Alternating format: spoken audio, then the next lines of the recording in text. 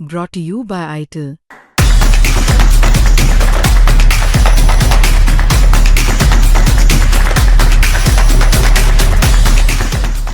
वाराणसी के UP college में छात्र सूर्य प्रताप सिंह की गोली मारकर हत्या कर दी गई थी और देख सकते हैं इस समय आरोपी है वे अभी 14 दिनों की न्यायिक अभिरक्षा में जेल भेजा गया है। उसको पुलिस अब जो मंजीत है उसको लेकर जेल की तरफ जा रही है।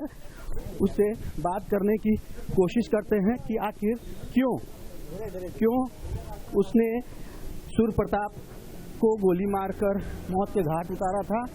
और देख सकते हैं कि पुलिस अपने साथ लेकर जा रही है। 14 दिनों की रिमांड स्पेशल रिमांड जज की तरफ से दिया गया है। और ये बताओ क्यों मारा था तुमने?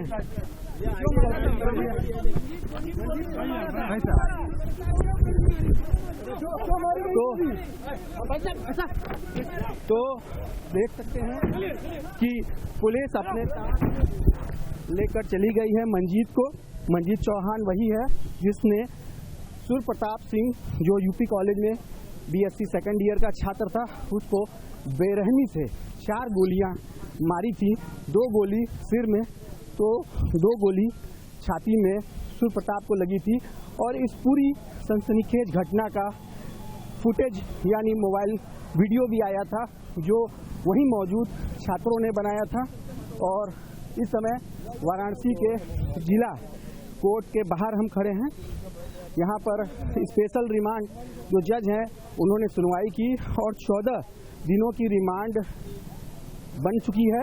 और अब मंजीत को न्यायिक अभिरक्षा में 14 दिनों के लिए वाराणसी के जिला जेल चौकाघाट भेज दिया गया है। कि अभी एग्जाम का टाइम चल रहा है। एग्जाम में नॉर्मल डे से चेकिंग ज्यादा टाइट होती है। उसमें जहां पर प्रिंसिपल 8-10 की गुट बनाकर कुर्सी पर बैठे रहते हैं, चाय नमकीन लगातार घंटे पे खाते रहते हैं, वहां पर वो लड़का उन लोग के ठीक सामने गोली मारकर, वो भी एक नहीं 4-5 गोली मारकर भाग जा रहा है। तो इसकी जिम्मेदारी कौन लेगा?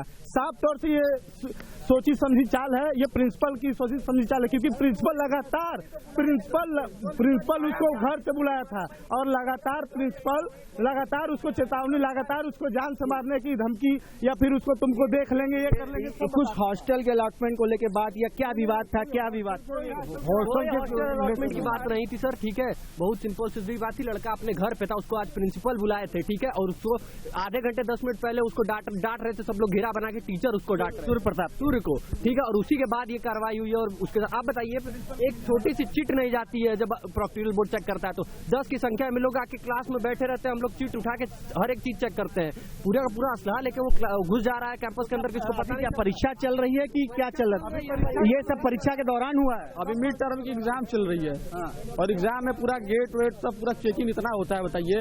और उस तरह ये कला एवं सामाजिक विज्ञान संकाय के अंदर क्या उस समय क्या था? परीक्षा चल रही थी, क्लास चल रहा था, क्या उस समय प्रैक्टिकल वगैरह लोग बच्चे अपना असाइनमेंट जमा कर रहे थे और बाकी क्लासों में प्रैक्टिकल चल रहा था। परीक्षा की प्रक्रिया ही चल रही थी।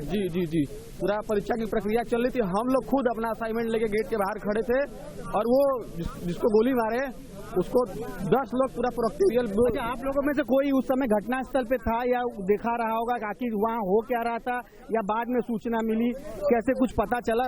हम लोग देखिए वहाँ जब गोली चल गया उसके बाद हम लोग वहाँ पहुँचे। हम लोग गेट के बाहर थे, जब तक हम लोग पहुँचे तब तक वो गोली चला के भाग गया। कौन था ये लड़का, कुछ पता चला? वो लड़का चांदमारी और तख्तकपुर के बीच का कहीं का है, उसका नाम मंजीत चौहान है। तो वो हॉस्टलर था कि बाहर रहता? नहीं, वो बाहरी लड़का था। वो यहीं का छात्र है? यहीं का छात्र है, MA का छात्र है। और ये सूर्य प्रताप ये हॉस्टलर है?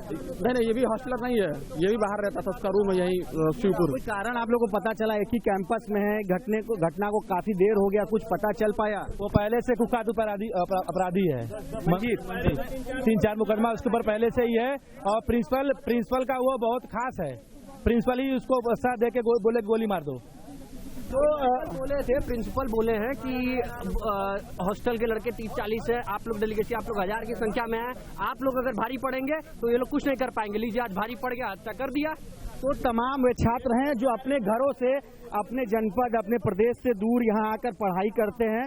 अब इनकी मांग है कि ये असुरक्षित हैं, इनकी सुरक्षा पुख्ता कराई जाए, चूंकि कॉलेज में इस समय एग्जाम का माहौल है और एग्जाम की प्रक्रिया ही चल रही थी। जो छात्र हैं वो अपना असाइनमेंट जमा कर रहे थे, प्रैक्टिकल की प्रक्रिया चल रही थी जब ये घटना हुई।